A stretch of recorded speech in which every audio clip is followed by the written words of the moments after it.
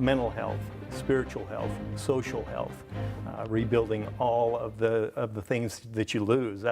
For me, the cost was losing everything. I was aerospace engineer for 25 years and worked myself into just a tailspin.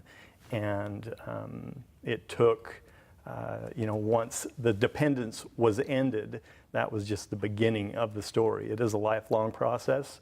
I'm a person in long-term recovery, edging close to 10 years in recovery.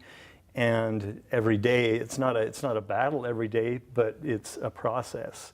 And it's a system I have to employ and things that I have to use on a daily basis to continue that. And that's, in that recovery-oriented system of care, that's where Foundation for Recovery comes in. Yeah. That's where all of our organizations come in. We fit those pieces.